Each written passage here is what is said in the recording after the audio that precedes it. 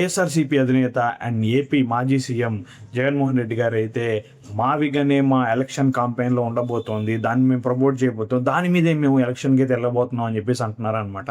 ఒకసారి అయితే దాని గురించి ఈ వీడియోని అయితే మీరు చూడండి. వైఎస్ జగన్ గారు ఇంత పెద్ద ఛాలెంజ్ చేస్తారని అస్సలు ఎక్స్పెక్ట్ చేయలేదు.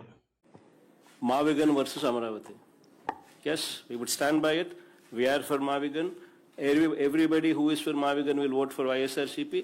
Everybody who is for Amaravati will vote for Chandrababu. We will stand by it. We will make it an election issue for them.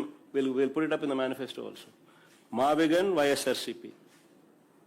So ఆయన 2014లో మేము అమరావతికి సపోర్ట్ చేస్తున్నామని చెప్పి బిల్లు పాస్ చేయడానికి అయితే ఒప్పుకున్నారు. అండ్ అధికారంలోకి వచ్చిన తర్వాత కొన్ని రోజులు అమరావతిని సపోర్ట్ చేశారు.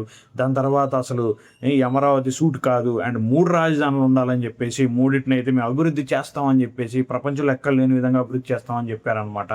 సో దాని తర్వాత ఏంటంటే మళ్ళీ వైజాగే మన క్యాపిటల్, నేను అక్కడే ఉండబోతున్నాను, మీ అందరి కోసం నేను అక్కడే ఉంటానని చెప్పారనమాట. దాని తర్వాత విజయవాడ అని చేసి చెప్పారు. అండ్ ఓడిపోయిన తర్వాత ఎప్పుడైతే ఏపీ సర్కార్ ఇప్పుడు అమరావతిని డెవలప్ చేస్తూ ఉంటే అసలు క్యాపిటల్ అనేది రాజ్యాంగంలో ఎక్కడా లేదు, ఎక్కడ కూడా మీకు రాజ్యాంగంలో ప్రస్తావించలేదు దీని గురించి అని చెప్పేసి అన్నారనమాట. లేటెస్ట్గా మావిగాన్ అదే మచిలీపట్నం, విజయవాడ, గుంటూరు ఈ మూడింటిని కలిపి డెవలప్ చేసి ఒక కొత్త రాజధాని అయితే మేము సృష్టిస్తామని చెప్పేసి అనడం జరిగిందనమాట. సో ఇలా వింత ధోరణులు రకరకాల మాటలు చెప్తూ ఉన్నారనమాట. సో దీన్ని ఎలక్షన్లో పెట్టి వాళ్ళు గెలవగలరా? అసలు ఏమనుకుంటున్నారు మీరు? నెక్స్ట్ వైసీపీ మావిగాన్ని డెవలప్ చేస్తామనే ఆలోచనతో ఎలక్షన్ 2029లో గెలవబోతోందా? సో మీరేమనుకుంటున్నారు అనేది కామెంట్ రూపంలో తెలియజేయండి. అసలు ఆంధ్రప్రదేశ్కి ఒకటి రాజధాని ఉండాలి, అసలు ఏం ఉండకూడదా? మావిగాన్ బెస్టా? మీ ఒపీనియన్ కామెంట్ రూపంలో తెలియజేయండి.